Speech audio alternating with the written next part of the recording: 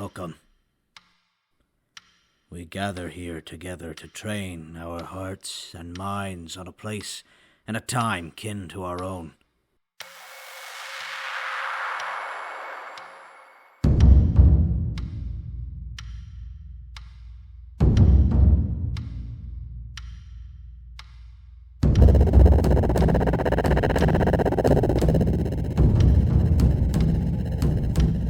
Cursed, it seems, to succumb to their own desperate and tragic end.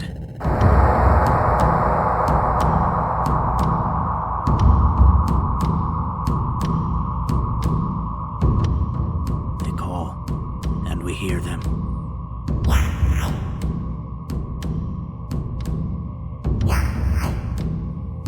They are hurt, and we accept their pain.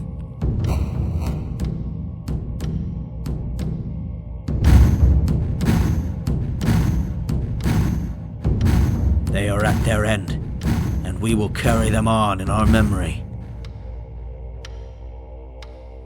Bear witness to the voices from the Umbra.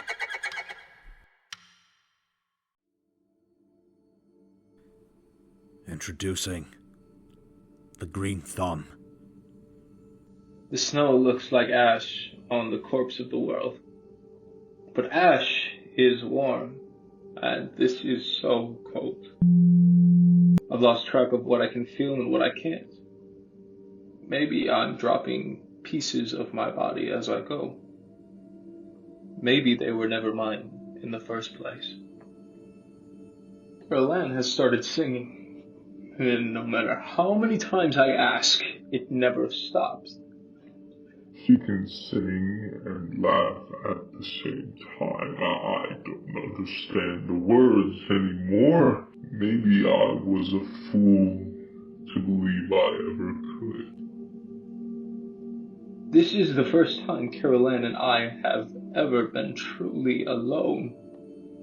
Nobody in our space.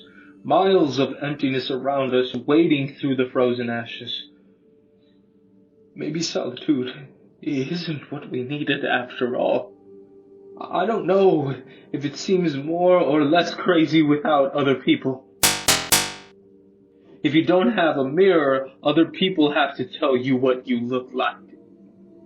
You rely on other people to tell you who you are. The last thing they told me wasn't with words, but with rocks. What does this make me? An animal? A demon. Yeah. Maybe I always was. In my head, I watched the doctor fall over and over and over again, and it starts over just before he hits the ground. Like a piece of a song that is stuck in your head again and again and again. I tell myself I don't like watching it. Maybe I'm lying to myself. I think I have to accept that I will die soon. I can't be this far from my garden and survive. That has become very obvious. But I think there's something else that I have to do. I think there's a reason I haven't left the tracks to explore the towns. Maybe it will make up for the rest of my failures. Caroline seems like a wailing mother watching her child lowered into the dirt. Caroline laughs like a father enjoying the welts his belt leaves on his only son. Caroline will know why we haven't left the tracks. Maybe she'll let me know too.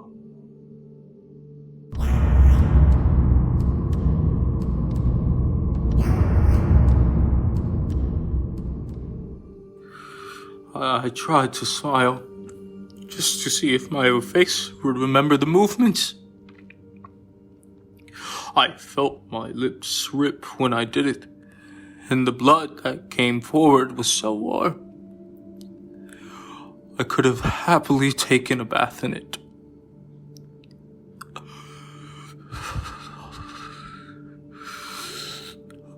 I'm dying now. The reality has and accepted without compromise. I'm dying.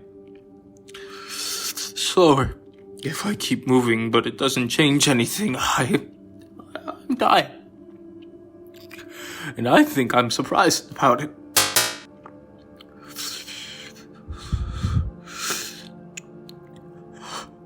I'm dying. And I think it started a long time ago. Caroline doesn't sing her words anymore. She wills them like a banshee. Like a myth come from life. Like an ape with no skin howling into eternity.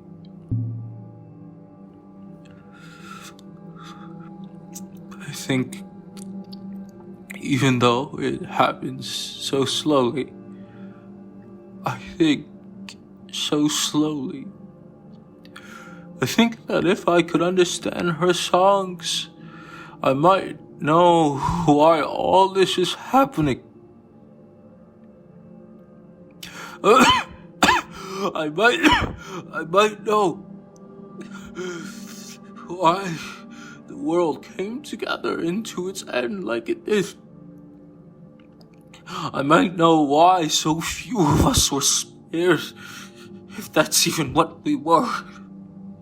There's another sound.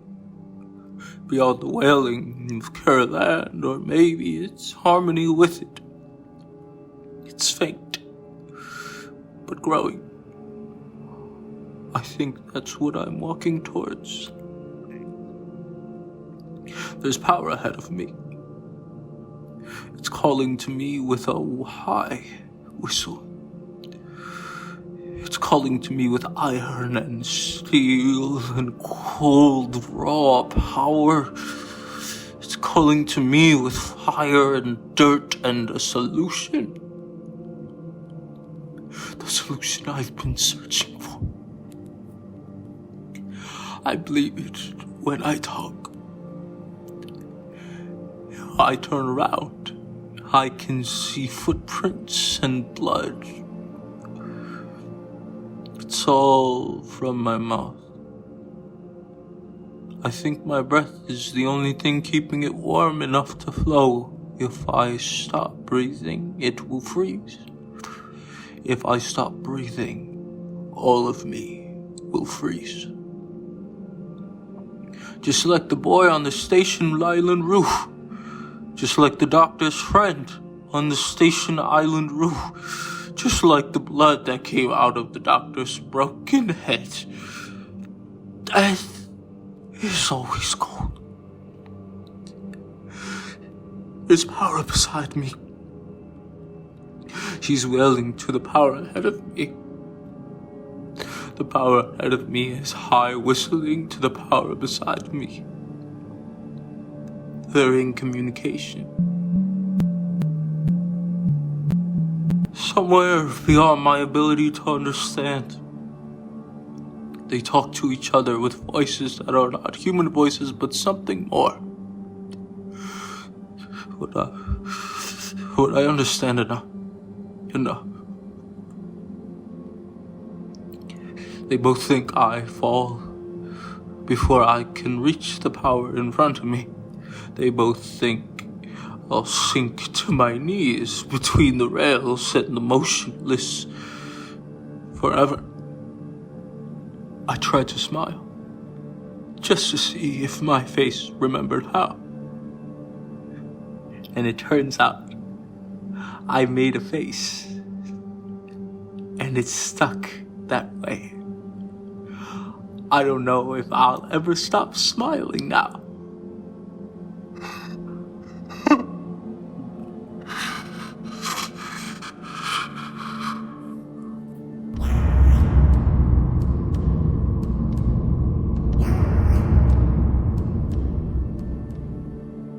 Caroline walks ahead of me now. She's a beacon. When I can see her, I follow her sound. The world is white and bare. I'm drowning in open fields.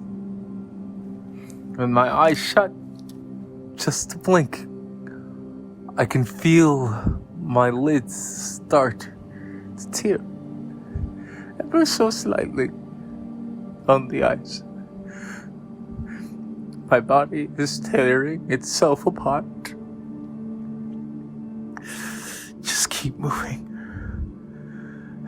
And I have to be able to figure out why. I just have to have faith. I just have to assume that I matter. I stopped looking for more people to throw rocks at me.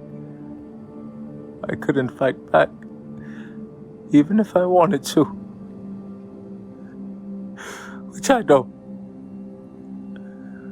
I just want to lie down. Forever.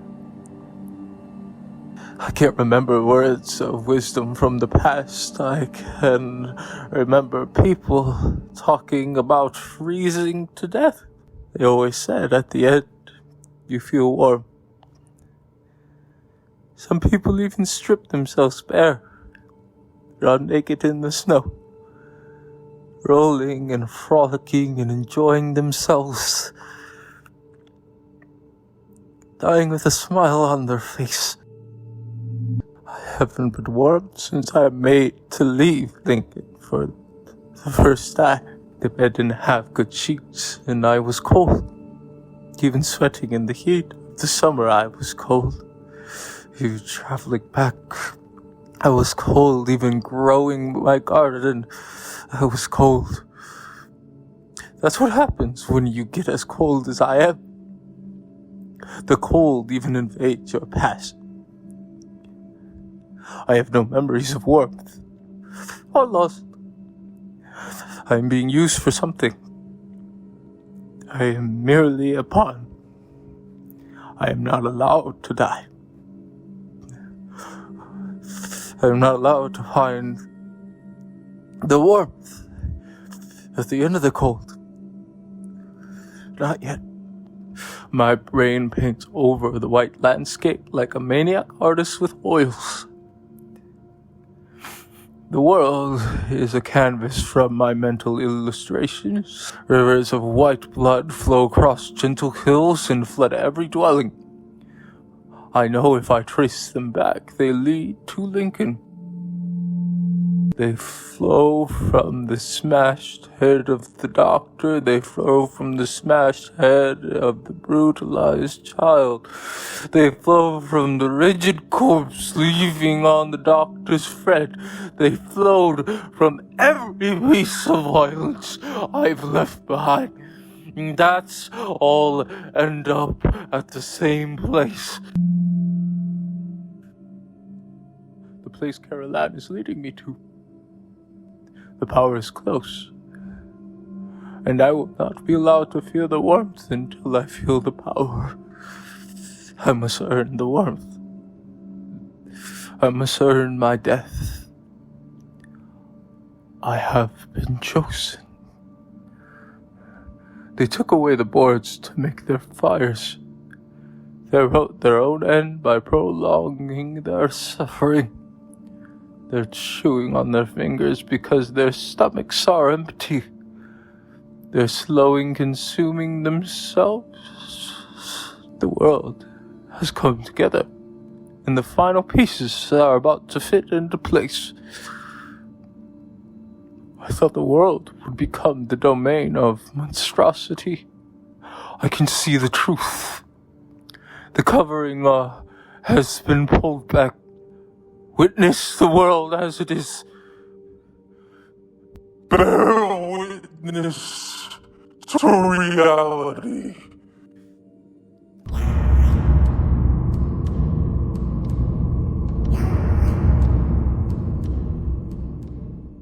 I knew I had arrived because for the first time in eternity there was silence.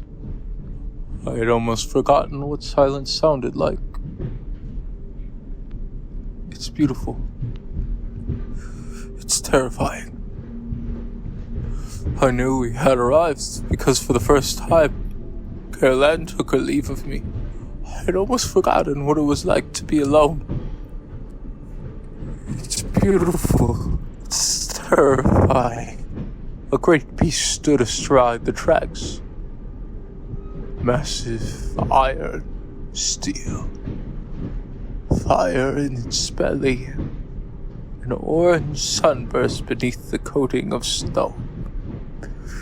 I knew that was my future. And I also knew this was my end. Welcome to the end. It's already arrived. It's soon to be set in motion. I don't know if I could stop it now. Even if I wanted to. But I don't. Carol Ann walked ahead of me. Carol Ann climbed into the great beast. Finally grown. My little girl is all grown up now.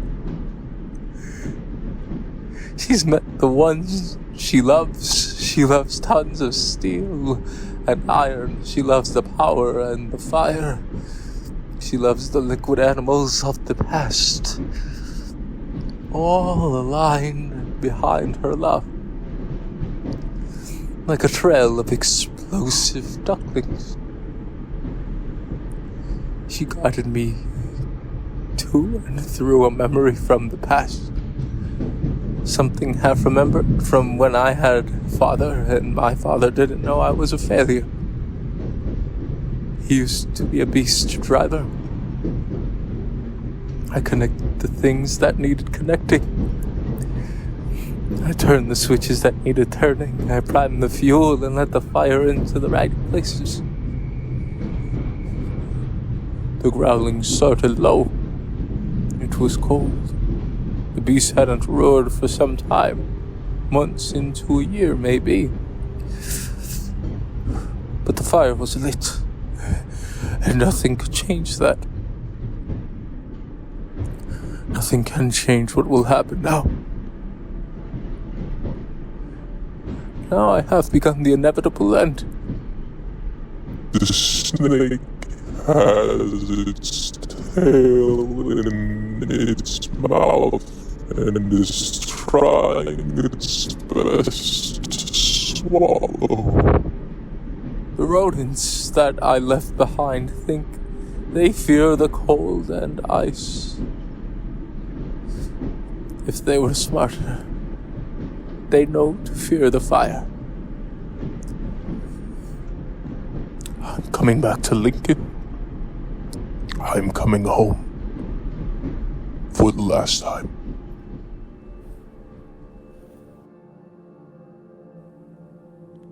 Introducing the Animalist. Dried blood on the ground. Flies and maggots, ripped skin, and vomit, and broken glass nearby the tracks that lead out and away. The coward ran. Couldn't accept his fate was here, so he ran. But you can't escape. I brought myself down, and some part of my memory told me that I had assumed the same position in prayer before. We. Us. Smelled the ground where he lay, where he must have been trapped for hours. The scent of fear still lingered on the crushed grasses and the broken fence. I looked to the north, where the tracks ran, and I could almost see the trail of that fear leading me on like a beacon. I am the river, and he is the rock, and he will be worn down to nothing and deposited on a beach with the thousands and the millions of other rocks turning to sand. It's lonely to be the first of something new. But loneliness is a peaceful kind of darkness that you can wrap around yourself like a blanket to separate yourself from the world at large. That's what the last human parts of me are doing. I'm watching them right now. They've accepted their prison and have drawn the blanket across their shoulders and over their face, and have chosen to shroud themselves in lonely isolation to await whatever comes next. It's a chaotic world. The second time I bent in prayer to the drying blood and the pain that must have released it, I opened my mouth and dragged it through the maggots and the flies. I threw my head back like a bird when I swallowed, and I felt my throat give way to the squirming mess. And I considered that a very good start. No need to chew, no need to process. They will find their death in the acid and the poison in my body. Why would I deprive my sisters and brothers of my greatest gift? The Queen of the New World gives a slow death, with love and hate together.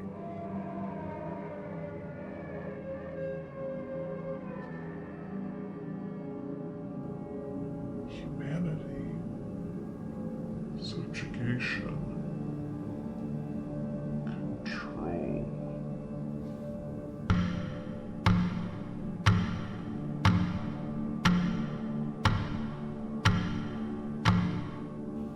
There was a saying before the world began to come together in opposition to itself. Today is the first day of the rest of your life. Today, the Queen met her subjects. Dirty, stupid, violent. The screams led me to a clearing not far from where my hunted man once lay in agony. 3 men, 6 women, 2 children. Maybe a family once. A found family, if not a blood one. The screams came from an elderly thing on the ground. It might have been a man or woman once, but the body was so shriveled and beaten that discerning sex was impossible. A circle of 11 surrounded the one in the middle. The cage they made with their bodies was loose. There was no escape. The children had rocks piled near them, and each time one of the adults touched their shoulder, they would release another rock at tremendous speed into the crumpled and huddled form that lay at the center of their game. I was immediately in love. What mother couldn't love her children? The elderly thing couldn't scream anymore. I think the yell of pain that I heard, high on the wind like an orchestra, played with sandpaper on the tight, bloody hamstrings, I think that was a final call for help. For somebody, anybody, to stop the pain. Instead, it brought me. The rocks flew, a few every minute. The elderly thing shuddered and twisted in pain. The vocal cords must have torn in desperation because the only sound was a breathless and hoarse sobbing. No words, no pleas. Just acceptance of pain and the hope that it might end soon. The final rock came from the smallest child. It caught the elderly thing low on the head behind the ear, and something finally broke.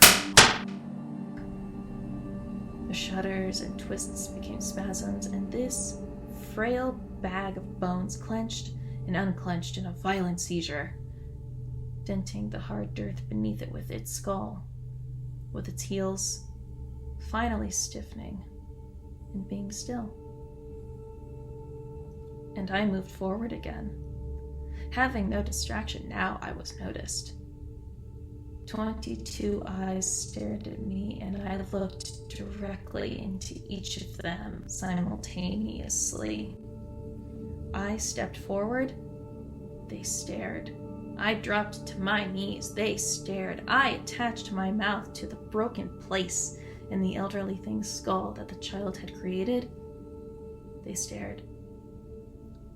I began to feed, filling my body with the gift my children had given me. They dropped to their knees and began to weep. My children are such broken creatures. They're so happy to have a mother again.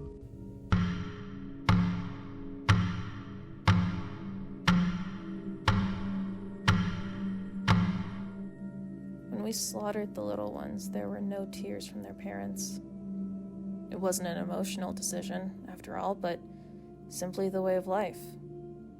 The world has become my hive, and I will not have others breeding in my hive without my input, without my gifts.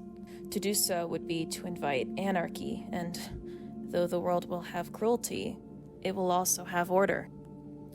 I showed my children that I could be loving, and offered their babies a quick death at the hands of their parents. It was more compassion than they showed the elderly rock target. And they could sense that I was right, and that I was good, and that I loved them very much. Hung from the branches of a tree by their ankles, their necks gave up the young blood into the waiting containers below. Each of us, in turn, took a sip. More compassion. Now they are forever within us. This was not an act done in hatred any more than the wasp laying her brood in the back of a spider hates the spider. It's simply the way things must be done in the world. It's simply survival. My children listened as I spoke of what must be done, of turning north and finding the man, and putting to rest a piece of life that must be killed so that we all may live. I listened as my children told me of their travels, of their journey from the north, fleeing the growing insanity and the fire and the destruction that claimed their first found family, an insanity that slowly ate away at their companionship, at their humanity, senseless violence that claimed them one by one until not even their elderly leader was safe from the destruction unfolding. They told me in as many words how they longed to let their minds be soft putty in the hands of a loving mother who would give them direction and purpose, who would lead as well as love. When we slaughtered the little ones, there were no tears from their parents. When they began to cut the designs into their skin, however, there was quiet weeping. I think it might have been relief. I think I may have given them a gift. The ability to understand pain once again. They thanked me with their eyes, and they are so very welcome.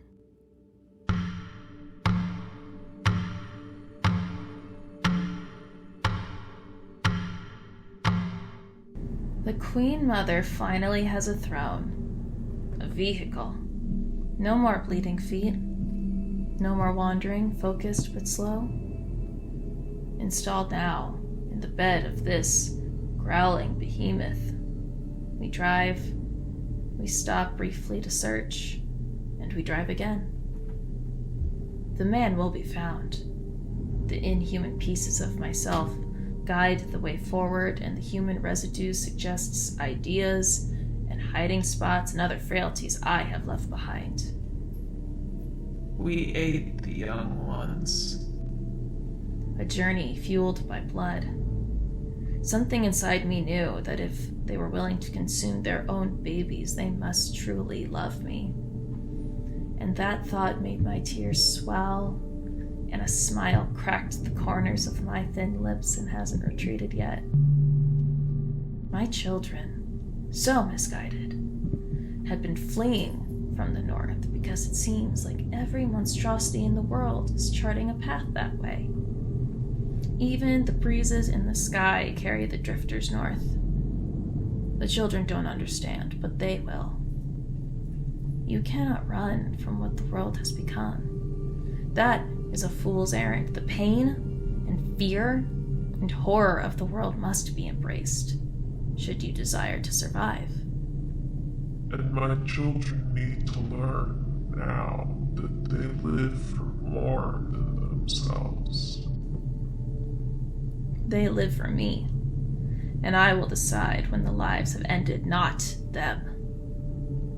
They all bear matching gift scars from me. In the hollow that sits at the bottom of the throat, they've been cut in a pattern like a supernova, and they have been giving something from inside myself. Those wounds will never heal. They will weep forever. I will never be forgotten. Introducing the Homebody. It's getting harder and harder to tell the difference between the day and the night. One is dark, and the other is darker. But I don't think there's a problem with the sun. I think there's probably a problem with me. It's taken me almost a full day to drive the distance I used to be able to cover in a few hours. Used to cruise along at 80. I don't think I ever took it over 25. Even that was almost too much to deal with. When life has been slow for so long, any sort of speed is just... it's too much. It's just too much. I'm not the only one going north. I watched the blobs as I drove. Big herds of them, all going the same direction, all moving north. Even the drifters seemed to be heading that way. Although for the life of me, I can't figure out how. But that's none of my business. It reminds me of the old world a little bit. Like when it seemed like the whole town was heading to a football game or something. It feels nice. It feels nice to be a part of a crowd again. And they don't bother me when I'm in the car, so I might as well just... It doesn't matter. I keep staring at the green sign in front of me. Lincoln. And then a giant number of people that are either dead or have moved on in other ways. But I think that number is going to shoot right back up from what I've seen.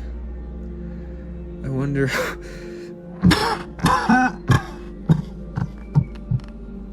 I'm no scientist, but I wonder what's drawing them to this place. Something bigger than me, obviously, or...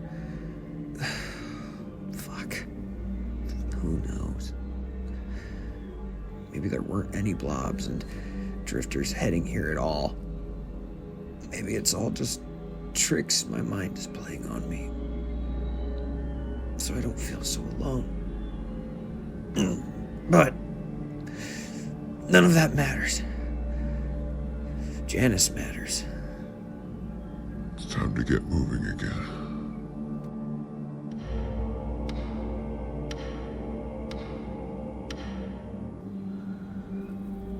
There's a thought that keeps drilling its way into my mind. No matter how many times I beat it back. And maybe the only way to get rid of it is to say it out loud. So, here it goes. I'm scared. I guess is the best way to put it. I'm scared that I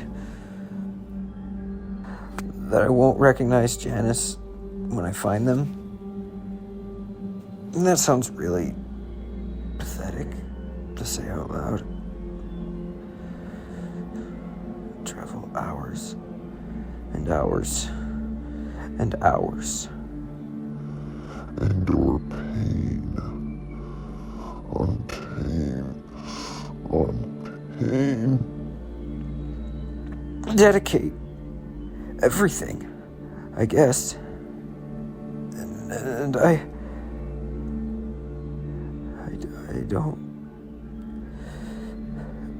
don't think I remember what they look like. And I keep wondering and worrying and worrying and wondering that maybe... No. I keep wondering if they ever existed at all. Maybe I've just been chasing around figments of my own imagination. Because if I don't have anything to chase, I don't think I have anything. At all. I mean, let's be honest here for a moment. Let's be real. It's over. It's all over.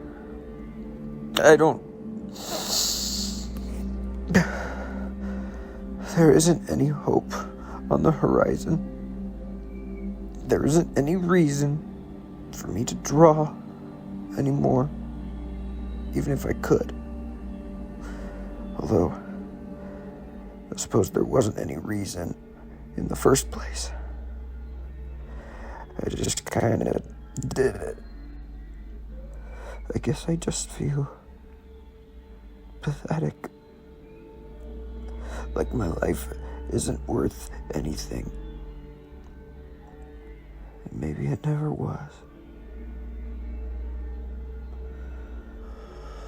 So what the hell is the point of going on? Exactly.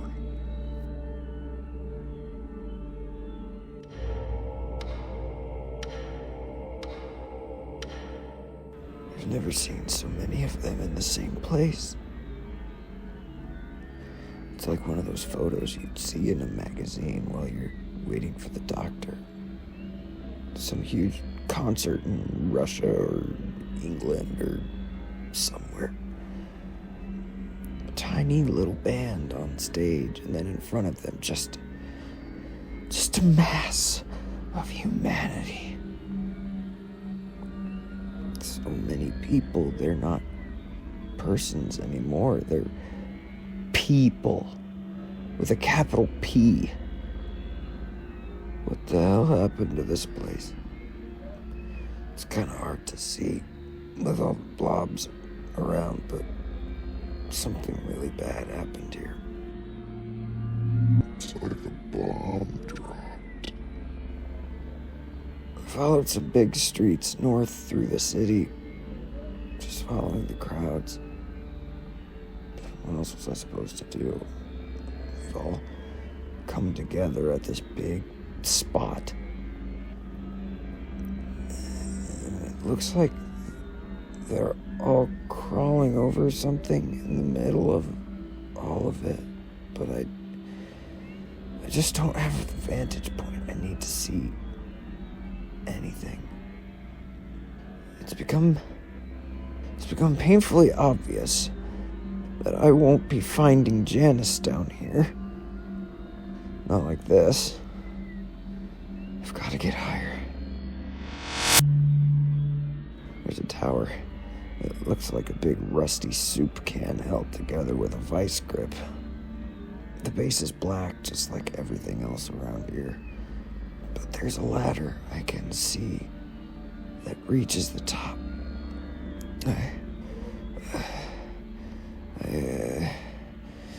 I just don't know if I can climb it.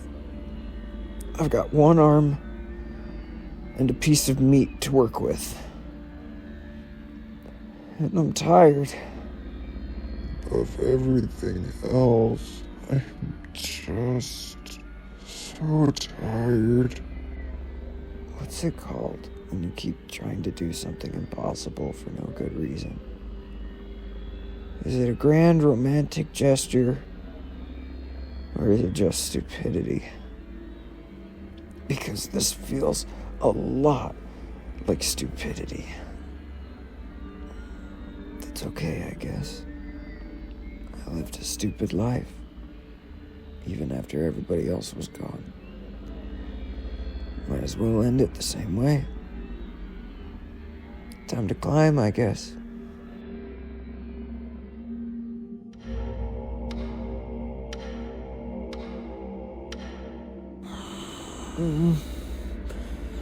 My hand is as black with soot and red with rust. I've tried wiping it on my pants and spitting on it, but I don't think it'll ever really be clean. The ladder rungs were rough and dirty. and they cut into the palm. But the blood didn't have far to go before it got stopped by the dirt. And the soot. And the rust. I'll bet it hurts too. With the remnants of my other arm. With the meat and all the pain that comes with it. I can't really tell. Back before everything was terrible, I would have gone to a doctor, told them to look at the meat, and they would have fixed it. They would have picked out the bugs, put me to sleep, done their work. When I woke up, it would all be fixed. I guess back before everything was terrible, I wouldn't have had the meat to deal with anyways. I wouldn't have climbed high enough to fall far enough to hurt this badly. But I think it's gonna be over soon.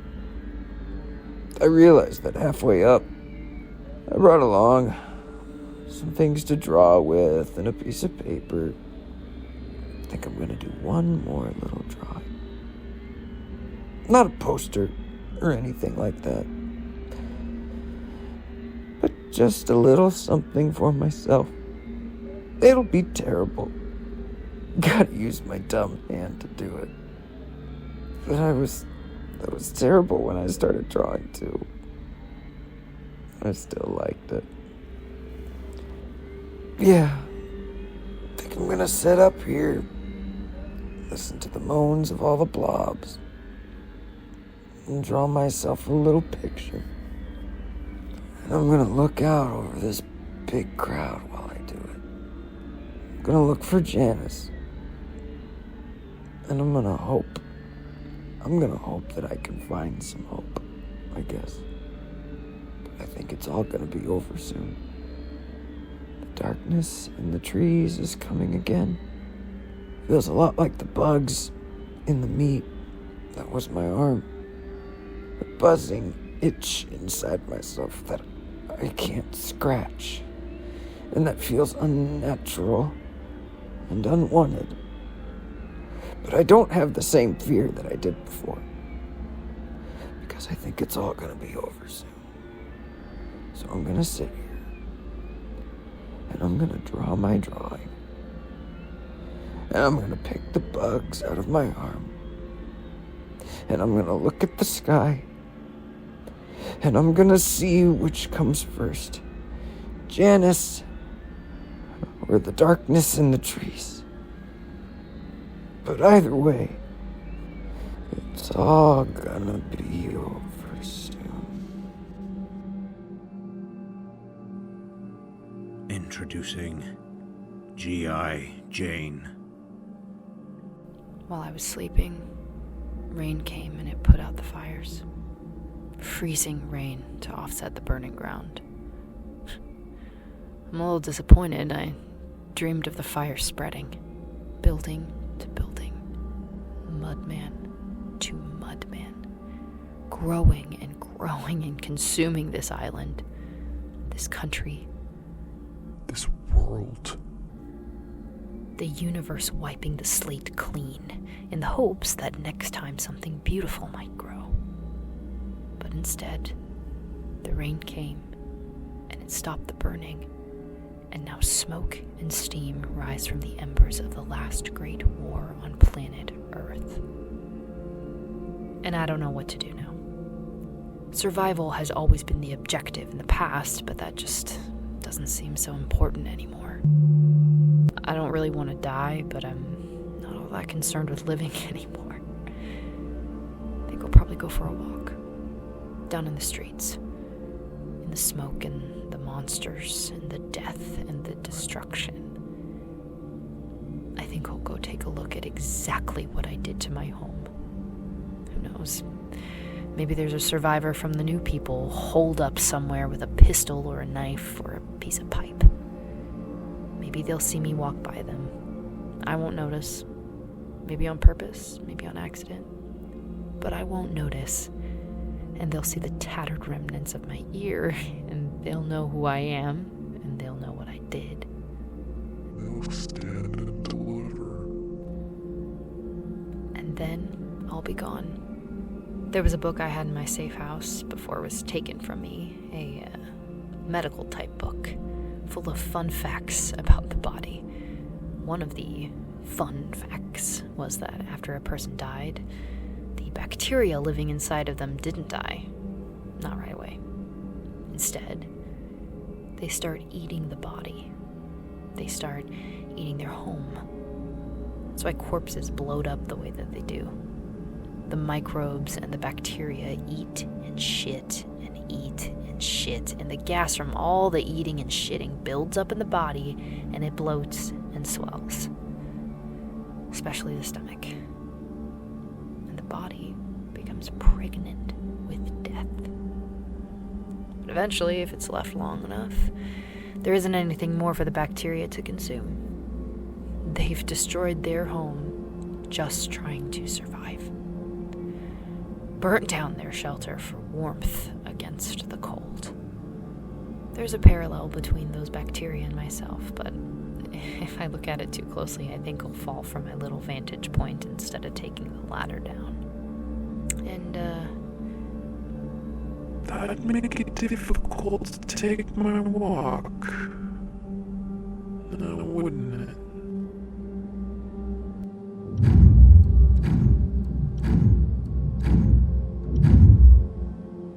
It's not very easy to get anywhere right now.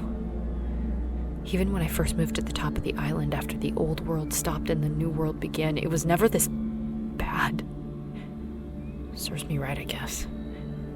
The streets are choked with the remnants of my bioterrorism.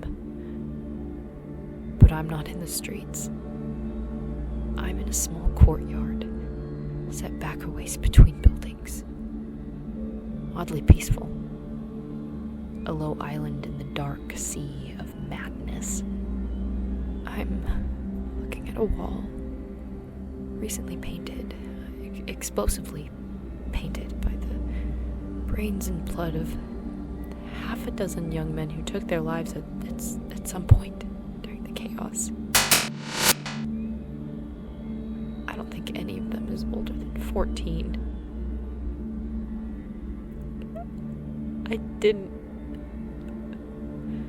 I don't. There's so many things I never thought about while I was walking back north. I was leading death like a dog on a leash behind me. I thought that... I don't know. I thought it was war.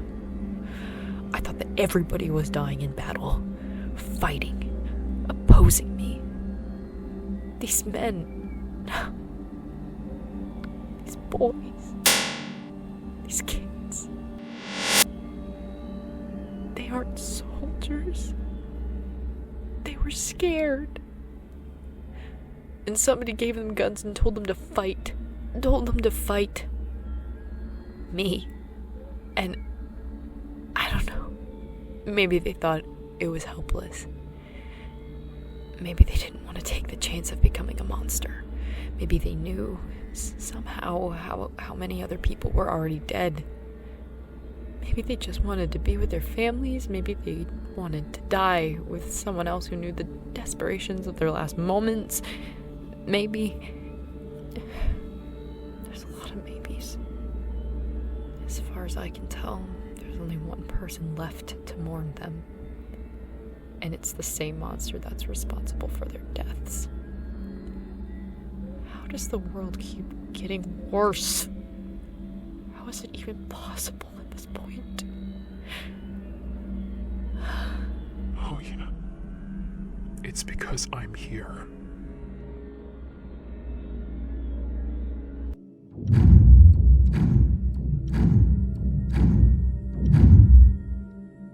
They should have made a word for it, for that specific feeling where you've won and you've lost at the exact same moment.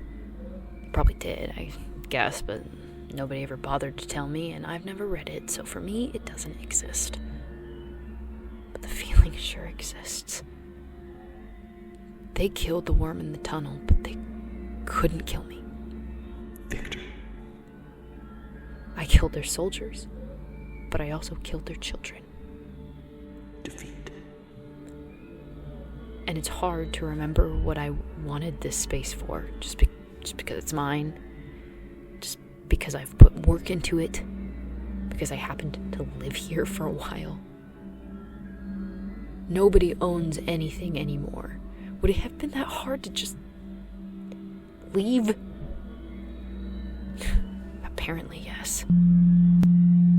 I left the courtyard, but the tragedy of the dead boys has stayed with me. Their faces have joined the others around the edges of my vision. They rotate slowly, and the negative space in the back of their skulls is just another eye judging me, asking me why I've done the things I've done. And no matter how many times I tell them, how many times I yell, I don't know, I wasn't thinking, it doesn't change anything. Probably because they're in my head and they know I'm lying to myself, which is the only thing I can do because I don't have the fucking truth. I suppose I could do nothing, but for some reason that's the most frightening thing of all. I don't think I'm allowed to die yet. I feel that surprisingly clearly. I think that if I was allowed to die, I would have died already. I never would have come down from where I watched the destruction unfold. Maybe if I knew the extent of what I've done, maybe then I'll be able to know why I did it. The real reason. Maybe that's what this journey is. Just storing up reasons to die until my reason bucket gets too heavy to carry, and then I can climb it and drown in it. And then, maybe, there can be peace on this mountain of garbage.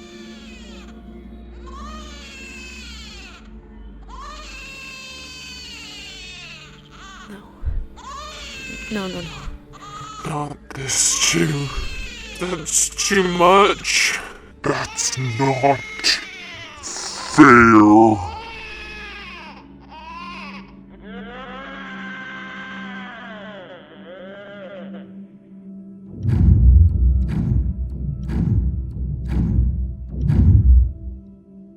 You can cry all you want, but nothing is going to get better. No, it's not. I've cried 1,000,000 times and it hasn't done a single fucking thing. Where'd all your people go, huh? They all run off and leave you here? All alone? Yeah, my people too. It sucks when people don't love you enough to stick around, huh? If you knew who I was, you'd probably cry even harder. I did this to you, in my own way. You missed it. It was very dramatic. There were even fires. My mother tried to kill me, you know. So what do you have to cry about? Alright. Come here. Come here. Up you go. I know.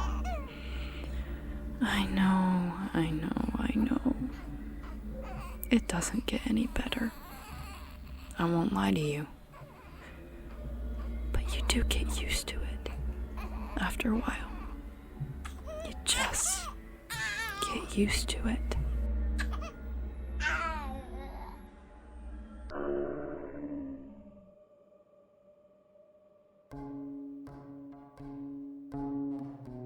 The stories remain. But for now, we rest, we reflect, and we take from this what we can. Take this with you as you journey through your own mind. No matter how dark it seems, there will always be voices from the Umbra.